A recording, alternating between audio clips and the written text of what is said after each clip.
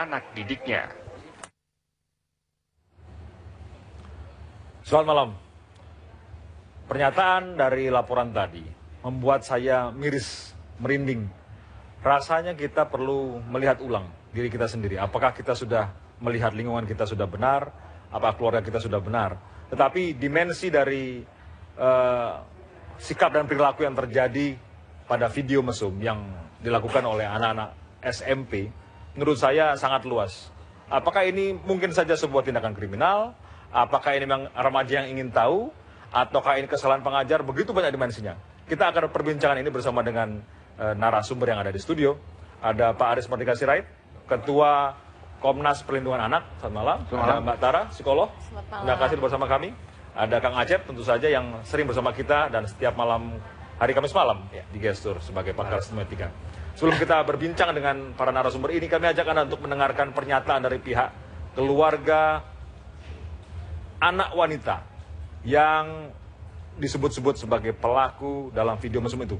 Jangan lupa, ada 2, laki-laki dan perempuan, tapi juga ada sekeliling mereka itu ada minimal ada 3, 4, 6 orang bahkan, anak-anak yang menonton dan katanya memaksa mereka berdua melakukan tindakan mesum itu. Kita dengarkan pernyataan dari orang tua sang wanita.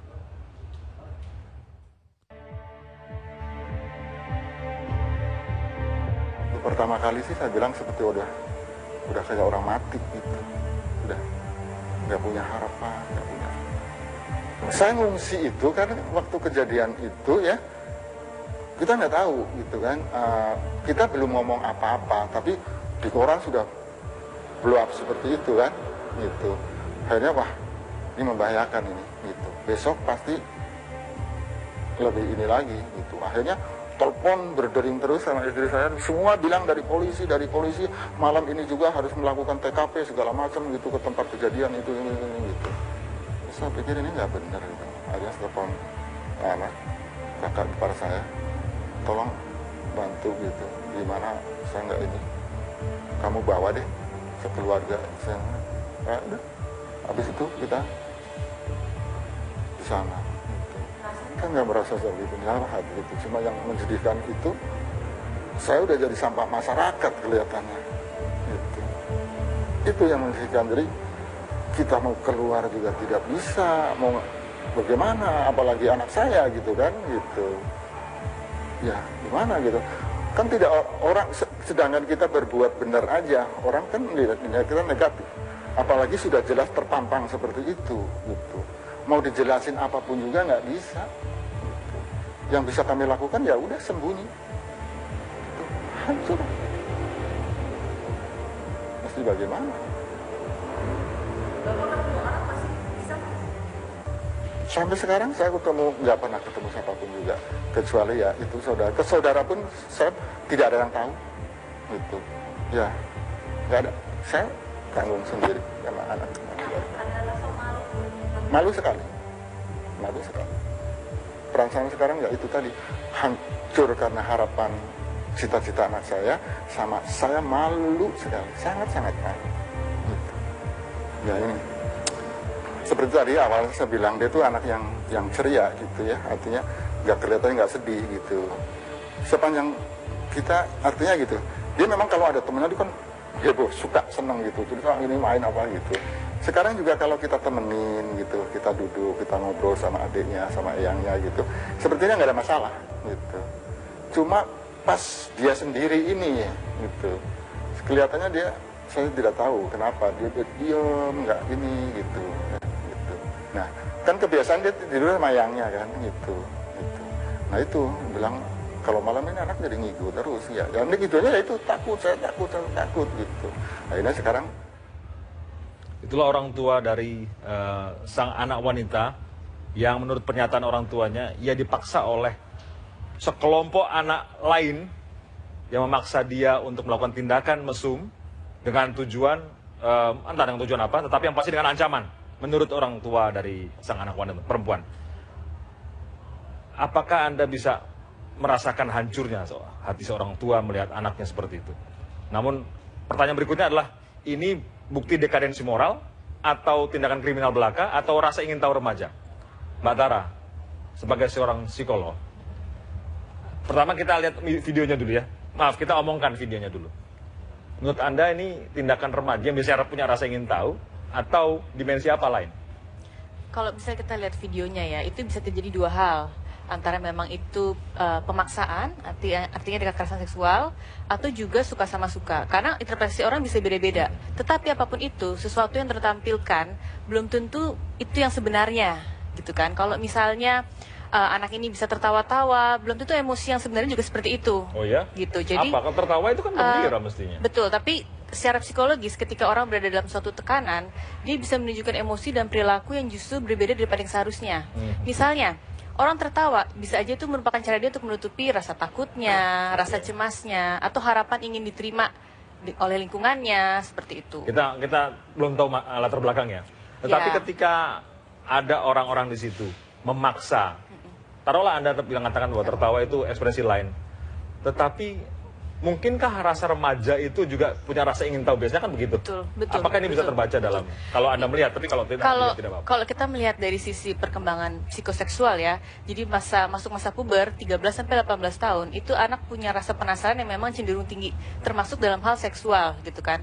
Di sisi lain pada masa itu juga mereka pengen melakukan eksperimentasi dan juga secara sisi kognitifnya mereka ingin melakukan dengan pemikiran sendiri gitu kan, sehingga kadang-kadang kalau misalnya memang tidak ada landasan yang kuat, mereka cenderung lebih mudah terbawa oleh hal-hal yang cenderung negatif gitu. Oke.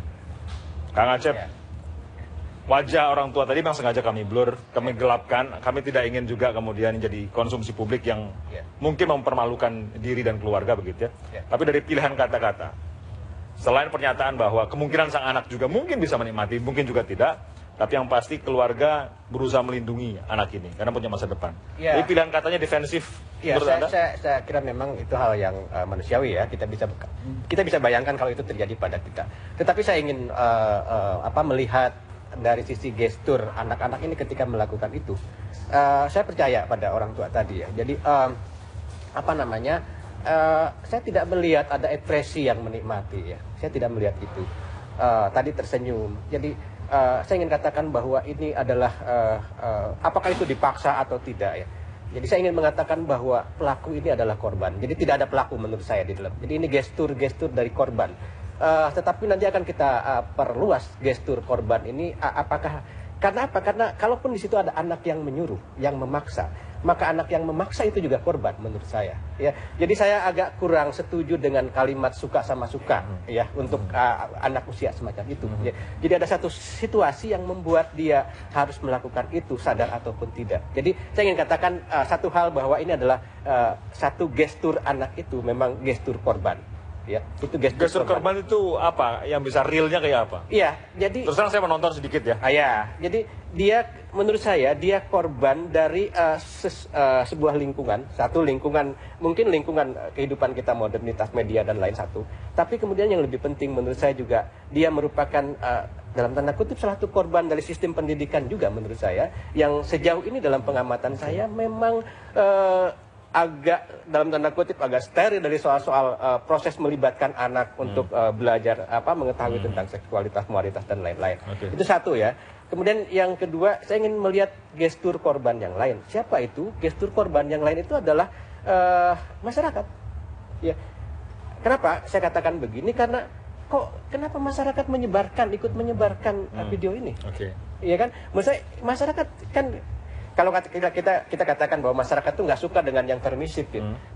Pada saat yang itu ada ambivalensi, ya. Jadi dia juga permisif dengan menyebarkan itu. Harusnya kan dia meng-cut. Harusnya cut. Tidak boleh diajak ngobrol orang lain tuh nonton bareng-bareng. Oh iya, luar biasa. Iya. Nggak, sebelum ke Pak Aris dan ke Mbak Tara, ada tersambung ibu sang korban. Kami tidak membuka nama beliau, tapi yang pasti kami berusaha untuk menyatukan rasa prihatin kami dengan situasi seperti ini. Selamat malam Ibu. Malam. Ibu, kami di sini ada Pak Aris Merdeka Sirait, ada Ibu Tara, ada Kang Acep untuk berbincang dengan Anda berkaitan dengan kasus yang dialami oleh anak Anda. Iya. Kalau boleh, apakah yang bisa Ibu ceritakan kondisi anak Ibu sekarang? Kondisinya masih tetap ya Pak, sama seperti waktu pertama kali terjadi ya. Apalagi sekarang dia sekarang panas terus badannya. Oh, masih Terus- dia sakit. Aha. Iya, nafsu makannya juga masih susah sekali. Terus ada 3 hari ini sering sesak napas. Kami prihatin mendengarnya, Ibu. Kami prihatin. Kalau ia sudah sekolah sekarang? Sudah mulai belum, sampai sekarang belum. Belum sama sekali. Lalu apakah ada rencana untuk pendidikannya seperti apa? Ibu punya rencana nggak dengan keluarga, dengan suami untuk anak Ibu? Saya pokoknya kepengennya anak saya tetap sekolah. Ya, Tapi setuju. kan Bu. tidak mungkin anak saya datang ke sekolah yang lama. Suatu hal yang nggak mungkin. Gitu. Oke. Saya kepengen pokoknya anak saya tetap bisa melanjutkan sekolah, apalagi dia kan mau ujian kan. Ya, dia punya hak untuk pendidikan, Bu, ya. Pak Aris, Iya. Mbak Tara kalau misalkan mau berbincang dengan ibunya silahkan, kita boleh perdalam.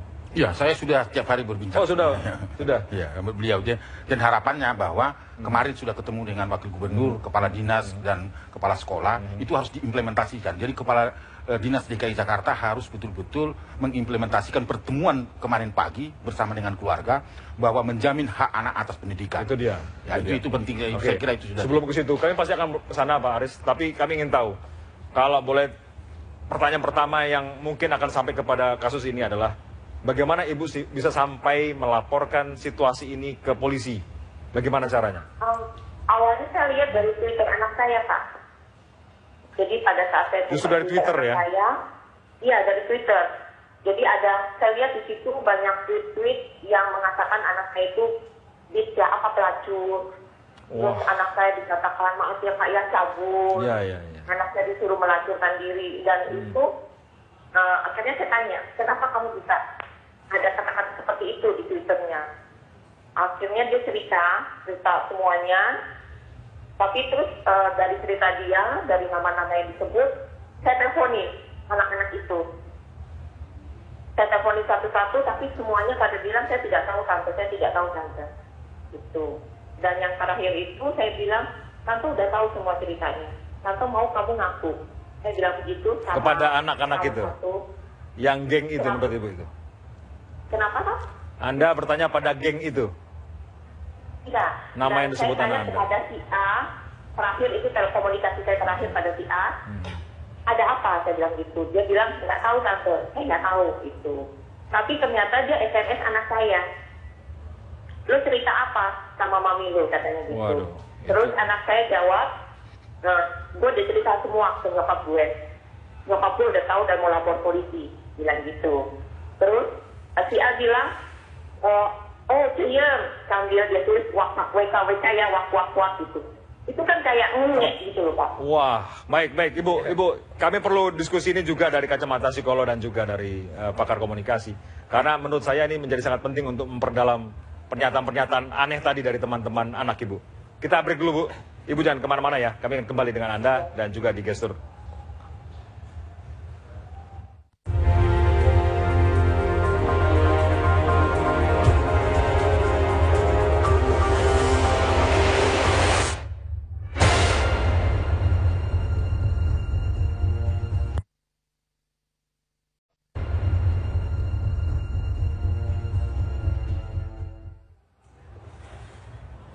Kembali ke Gestur. Kita masih bersama dengan Ibu sang korban. Ibu masih bersama kami kan? Halo Ibu. Saya dengar. Ya Ibu. Saya mendengar bahwa anak Ibu punya, maaf, saya mendengar di luar bahwa anak Ibu melakukan itu karena suka sama suka, karena memiliki hubungan asmara dengan sang pria. Dan kemudian Oh, tidak. melakukannya di teman-teman karena mereka bisa mengekspresikan itu. Apa komentar Ibu? Tidak ada hubungan sama sekali. Tidak ada Karena hubungan saya sama punya bukti penolakan. Mhm. Jadi anak saya menolak pelaku. Mhm. Anak saya bilang di WhatsApp-nya, saya tolak perhatian kamu, gue tolak perhatian lu, gue tolak sayang lu, gue tolak cinta lu. Itu ada buktinya. Sang anak Ibu mengatakan seperti itu. Iya, ada buktinya sampai Ada sekarang bukti yang masih juga saya simpan. tertulis. Iya, melalui WhatsApp. Oke. Kemudian untuk bisa memperkuat laporan Ibu kepada polisi bahwa anak Ibu justru menjadi korban di situ, selain WhatsApp tadi, apakah juga ada ancaman-ancaman lain juga diterima? Oh iya, saya terima. Saya sudah serahkan juga ke Bapak Sirait itu Kalau dari Twitter pun ada ancaman untuk dibully kembali. Itu ada tulisan jangan terlalu dibully nanti sakit jiwa. Oh. Yang Terus ada menulis lagi- itu siapa, Bu? Kenapa? Yang menulis seperti itu siapa? Temannya, teman sekolahnya yang termasuk salah satu yang diperiksa itu. Oke. Itu terus ada lagi juga temannya cerita ada 2 orang. Dalam bahasa Indonesia gue cari lo untuk gue bunuh dengan tangan gue. Dari apa yang sudah ditanggapi pihak kepolisian maupun pihak guru terhadap pernyataan Ibu, bagaimana terakhir? Maksudnya gimana? Ibu melaporkan pada polisi, Ibu melaporkan juga pada pihak sekolah. Apa tanggapan keduanya bahwa justru anak Ibu korban, bahwa video itu dilakukan bukan atas dasar suka sama suka? Kalau saya lapor ke pihak sekolah besoknya, Pak. Ya. Karena kan yang saya pikirkan adalah kelangsungan pendidikan anak saya. Jadi saya ke sekolah, saya minta izin untuk anak saya tidak hadir ke sekolah kan. Itu, tapi kenyataannya waktu yang dikasih hanya 1 minggu. Saya pikir suatu hal yang nggak mungkin seminggu kemudian anak saya hadir. Jadi saya minta sampai masalah ini selesai. Dan saya minta kalau memang tidak bisa, minta homeschooling atau saya setiap hari datang, nggak apa-apa saya ambil pelajarannya, tapi tidak dikasih. Maksudnya permintaan saya tidak dikabulkan. Jadi kalau maunya seperti itu, saya suruh keluar dari sekolah, cari sekolah lain. Oke. Ibu, yang terakhir untuk Anda. Apa yang Anda harapkan dari pihak kepolisian? Karena ini menurut saya sudah sampai kepada tahap tindakan kriminal, walaupun yang menyatakan itu cuma hanya lewat Twitter dan mereka masih anak-anak, masih remaja. Apa yang Anda inginkan? Saya nggak ngerti hukum ya Pak ya. Udah saya serahkan ke kepolisian. Cuma yang saya pikirkan dan yang saya perjuangkan adalah kelanjutan sekolah anak saya, itu aja. Udah 2 minggu lebih kan anak saya nggak sekolah. Oke. Baik Ibu, terima kasih telah bersama kami dan menyampaikan apa yang menjadi unek-unek Anda. Sekali lagi kami prihatin atas apa yang terjadi pada anak Ibu. Selamat Ya, malam. terima kasih. Mbak Tara, ada informasi bahwa sekolah itu pernah terjadi beberapa kali hubungan seks pada saat jam sekolah. Atau mungkin setelah jam sekolah. Itu informasi yang kami terima, entah kebenarannya. Tapi faktanya apakah anak-anak ini betul-betul sudah ada mengalami dekadensi moral ketika situasi ini terjadi berulang? Sebenarnya untuk bisa memahami perilaku seksual ini ya, faktornya itu banyak sekali. Baik dari sisi anaknya, dari sisi sekolah juga, dari sisi orang tua juga. Orang tua itu juga punya peran yang amat sangat tinggi ya. Belum lagi globalisasi internet, artinya anak bisa mengakses informasi mengenai sexuality juga dengan sangat mudahnya, dan media cenderung memaparkan hubungan seksual tuh secara positif kan, sehingga kan rasa penasaran anak jadi semakin tinggi. Kemudian dari selain itu kita harus lihat juga dari sisi keluarganya. Apakah anak ini punya hubungan yang erat dengan keluarganya? Kenapa? Karena berdasarkan penelitian, anak yang memiliki hubungan yang erat dengan orang tuanya lebih punya kemungkinan kecil untuk melakukan perilaku negatif. seksual ataupun eksperimentasi seksual gitu. Karena gimana pun juga keluarga itu kan yang bisa memberikan nilai-nilai kan. Oke. Gitu. Jadi kalau misalnya punya hubungan yang dekat, otomatis anak lebih akan mendengarkan nasihat orang tua. Orang tua pun juga lebih, artinya ada komunikasi yang positif lah antara orang tua dan anak. Itu faktanya. Pak Aris, sebentar Pak. Pak Aris ini informasinya anak ini anak pintar. Tapi juga anak yang punya rasa ingin tahu. Punya anak yang ingin diterima oleh kelompoknya. Anda sudah ngobrol dengan keluarga dan tentu saja anak itu. Kesimpulannya? Kesimpulannya yang saya lihat adalah ini salah satu bentuk bullying baru. Bullying baru. Kalau yang dulu itu lebih pada pengucilan, pemalakan, mendiskriminasi dalam kelompoknya, persaingan-persaingan di antara remaja dan sebagainya.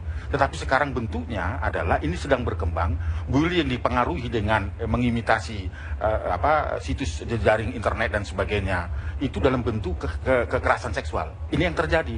Jadi orang jangan melihat sepotong tanggal 27 dan itu tidak benar juga. Yang disebarkan ke publik. Iya, itu. Jadi saya kira disayangkan, sangat disayangkan mengambil kesimpulan bahwa itu suka sama suka.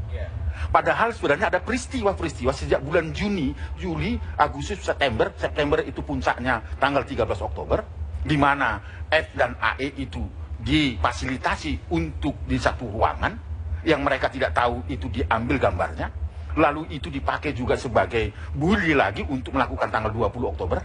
20 September, lalu kemudian itu dipakai lagi untuk memaksa anak tanggal 27 dengan paksaan misalnya memberitahu kepada guru killer mereka sebut di sana, karena semua siswa-siswi itu berebut untuk kelas 91, kelas unggulan. Jadi kalau itu diketahui dengan diberitahu kepada publik, kepada senior, mereka sangat takut kalau itu diedarkan. Akhirnya terjadilah skenario yang dilakukan oleh 5 orang itu dimotori oleh A di satu ruangan yang sama terjadi sebelumnya. Dan setiap kali melakukan pertemuan itu kian sophisticated, kian hebat gitu. Betul. Jadi semakin banyak ancaman-ancaman dilakukan dan itu semakin ketakutan. Jadi kalau misalnya yang beredar sekarang video itu dilihat hanya sepotong. Jadi kalau misalnya dia tertawa-tertawa itu menurut pengakuan korban itu diminta sebelum melakukan itu skenarionya harus tertawa dan enjoy. Gestur ini akan kita korek nanti habis ini. Mas Acep akan bisa ngobrol dan plus kami undang juru bicara Kementerian Pendidikan dan Kebudayaan, Mas Ibnu Ahmad, untuk berbincang di sini dan kami akan kembali dengan perbincangan lengkapnya saat lagi. Selamat malam. Malam. Mari silakan.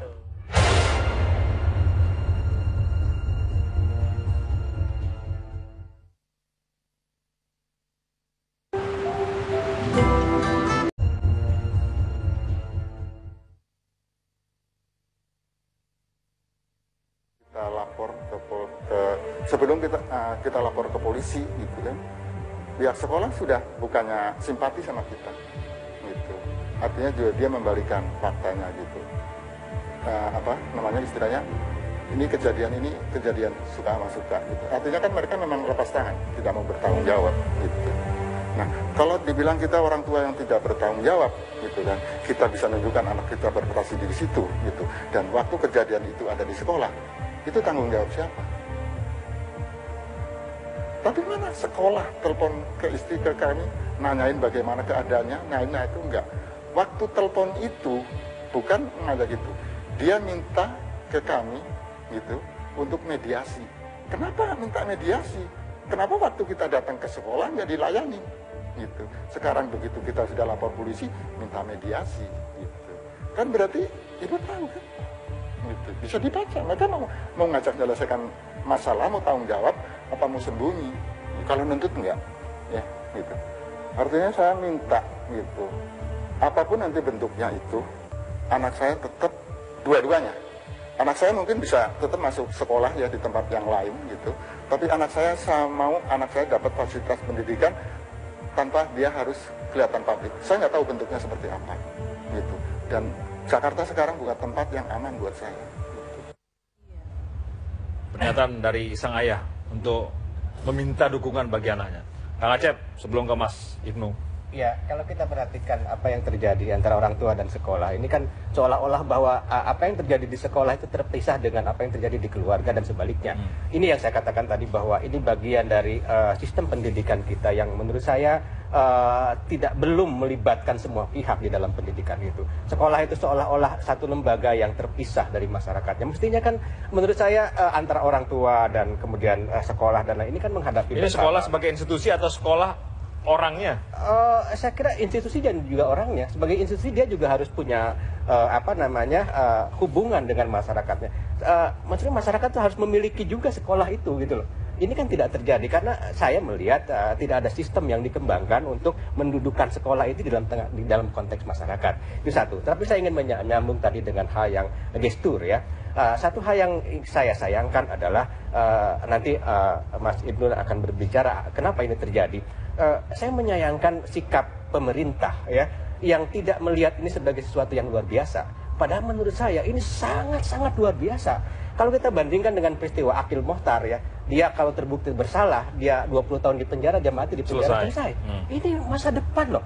Masa depan. Menurut saya mungkin hubungan kepentingan saya ke Padang atau apa, Pak Menteri mungkin bisa menyisihkan itu dulu. Ini sangat menurut saya luar biasa. Mungkin itu bisa. Ya, memang dari peristiwa ini banyak gestur ya. Salah satu gestur yang mungkin sudah dilupakan oleh kita semua, terutama para pengelola sekolah, ada satu Mas Indi, yaitu adalah sebetulnya sekolah itu diberi kewenangan apa yang disebut dengan manajemen berbasis sekolah.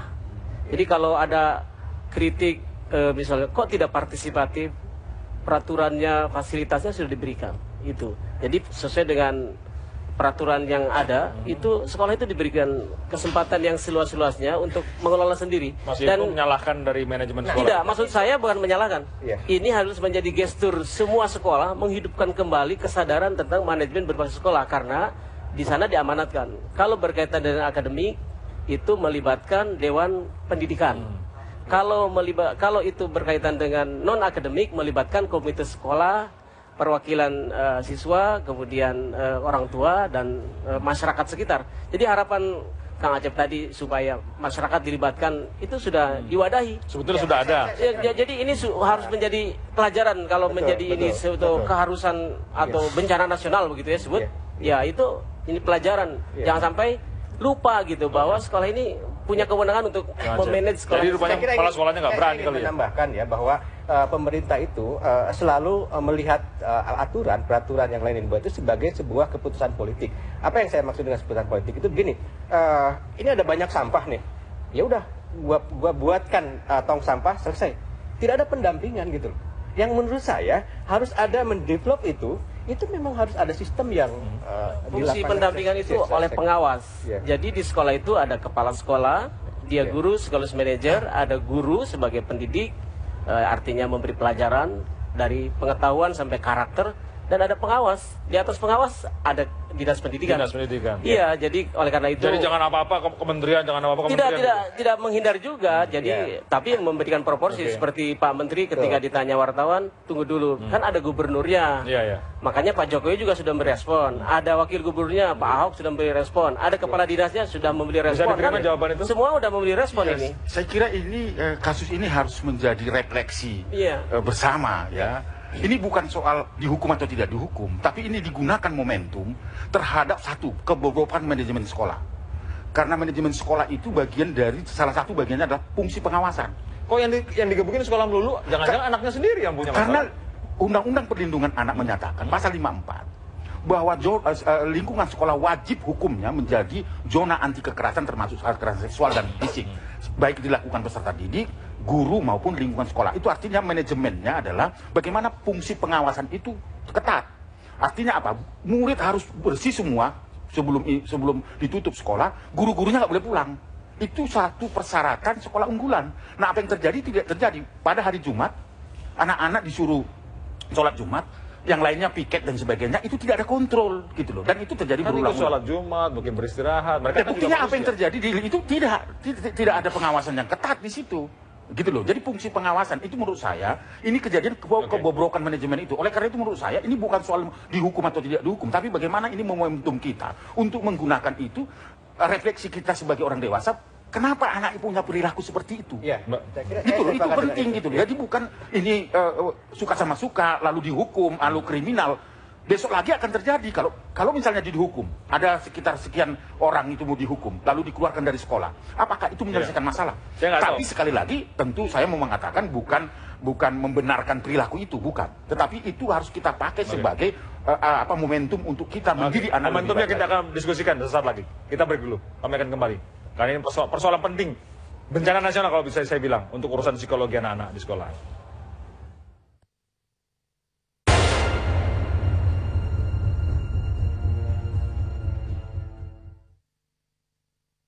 Spare Part Aspira, juara 1, merek asli Indonesia. Saya nggak percaya gitu. Kan saya tuh tahu persis gitu. Dari mulai bayi sampai besar seperti itu, kegiatan dia saya tahu, segala macam saya tahu. Saya nggak yakin itu. Saya nggak yakin gitu. Tanpa adanya suatu rekayasa atau perbuatan yang menjebak dia, saya nggak yakin itu terjadi.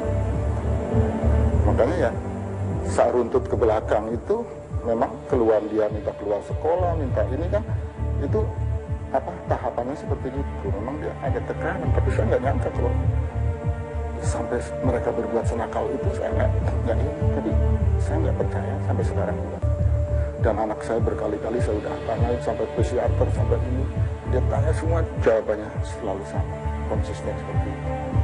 Kalau cerita anak saya ya itu tanggal 19 dia tuh nggak sadar gitu, karena dia pikir di situ kan banyak temennya gitu. Terus dia juga merasa saya yang dijahatin sama tuh anak gitu. Terus bagaimana dia bisa buat film, kan di situ nggak ada orang gitu. Terus besoknya, beberapa hari kemudian, anak orang, gue tahu lo sama si ini ngapain di atas gitu. Emang aku ngapain gitu kan. Semakin tanda tanya kan anak saya gitu. Semakin penasaran, ya akhirnya ribut katanya sama itu. Nah kenapa bisa jadi orang begini gitu kan. Gara-gara lu gitu kan. Anak saat ributlah itu gitu. Si komplotannya itu nyamperin dia katanya seperti itu. Terus anak saya, gue udah tahu apa yang lo lakuin sama dia gitu. Lu sekarang ikut aja kemauan gue. Lu kalau nggak mau, gue kasih sama Bu Dewi. Nah, takut sekali kan dia gitu. Yang dia kejar itu prestasinya. Terus tahu tuh apa yang dia usahakan hancur yang sama itu, akhirnya dia ngikutin kemauan dia. Gitu. Iya, istilah dia live show. Tapi pada kejadian yang ketiga itu memang dia sudah nolak gitu. Saya nggak mau lagi. Kalau lo terus begini, gue bilang sama ibu gue. Gitu. Bener. Hari itu dia berani menolak. Besoknya video itu beredar. Saya juga nggak tahu kenapa sampai dia harusnya dengan ketakutan itu kan dia bisa cerita sama ibunya kan. Gitu. Tapi nggak bisa. Gitu. Ya mungkin dia sangat ketakutan sekali sampai cerita sama yang sehari-hari dia pulang cerita itu dia nggak bisa sampaikan itu. Itu keluhan sang ayah berkaitan dengan anak yang merasa tertekan. Pak Aris kembali mengatakan perlu manajemen sekolah yang lebih baik. Demikian juga tadi yang disampaikan oleh Kang Ajat. Mas Ibnu, apa jawaban Anda? Jadi memang sekolah yang baik itu kalau kepala sekolahnya juga unggulan. Jadi jangan lupa itu. Di negara-negara yang sudah maju, sekolahnya itu karena kepala sekolahnya yang diberi tugasnya itu memang menentukan. Jadi manajemen bagus. Manajemen bagus di situ, iya. Jadi ini pelajaran kita berharga untuk mengingatkan kembali bahwa otonomi sekolah itu sudah diberikan oleh undang-undang, oleh peraturan melalui manajemen berbasis sekolah yang melibatkan juga dalamnya orang tua, komite sekolah, kemudian dewan pendidikan. Anda mencatat ada gestur-gestur yang lain yang ingin Anda sampaikan? Saya kira ada satu gestur lain, yaitu dalam kasus ini soal masalah yang belum selesai secara nasional, Mas ini, yaitu soal unggah dan unduh. Upload dan download.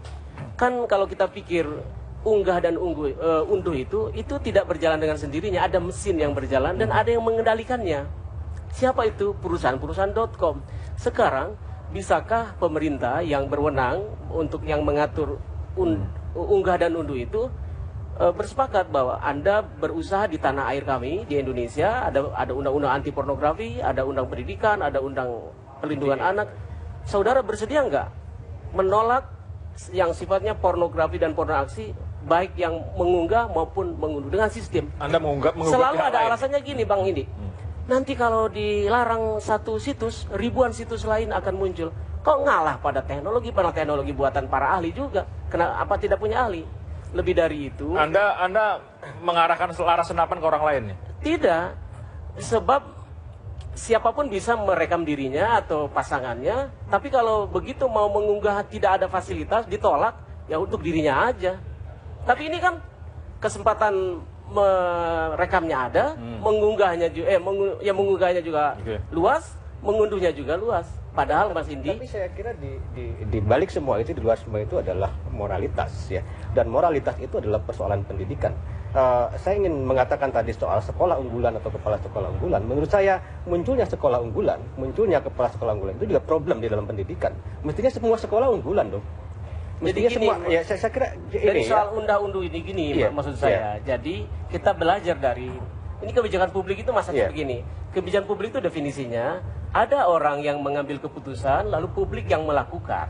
Begitu, itu namanya kebijakan publik, ya kan begitu. Nah, soal unggah dan ungguh ini, kalau kita berani tegas seperti Cina, di India, di Malaysia, di tetangga, karena memang sudah begitu rupa ininya peraturannya tegak, kita kesulitan nih untuk mengunduh atau melihat situs. Berarti koordinasi dengan Kominfo menurut Anda sangat penting di sini. Karena gini Mas ini, saya pernah membaca ada peraturan Satgas ya, ada Satgas anti pornografi loh di tanah air kita ini, ditandatangani oleh Bapak Presiden, gitu. Ada Satgasnya, 2 Maret 2012 melalui Perpres nomor 25 tahun 2012. Nah ini melibatkan banyak kementerian. Dan Saya makanya khawatir muncul angka kalau seperti ini. cara penyelesaiannya begini, kita mengulang apa yang terus kita lakukan, yaitu memangkas di pucuk gitu, nggak akarnya. Nah, persoalannya kan seperti yang saya katakan tadi, ini persoalan pendidikan gitu loh. Maksudnya kalau oke lah, itu memang kita bisa jalankan. Artinya kan tidak hanya di soal pendidikan aja, di seluruh departemen dan lain-lain kan, dalam kehidupan keseluruhan.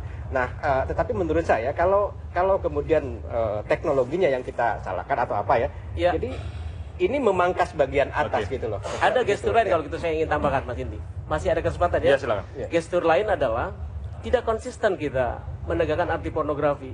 Para tokoh-tokoh, apakah itu artis atau para pihak yang pernah terlibat Dalam konteks apa ini? ya itu pornografi, Mas, di kadang-kadang disambut, diberikan tempat di media, di koran, di majalah, di radio, di TV, tampil di mana-mana. Padahal itu orang tahu itu pornografi dia, masih diberi kesempatan. Nah, jadi jangan-jangan itu menjadi idola juga, tidak mendidik juga. Lalu nanti masih dibilang, oh mau mengalihkan salahnya media, bukan.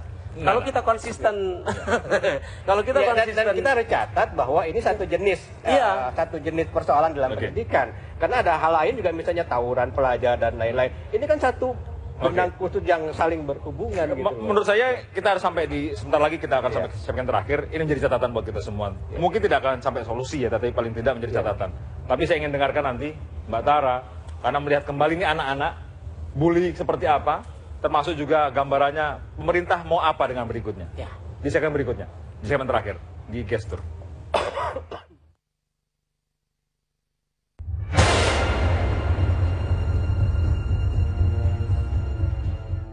Minum Torabika.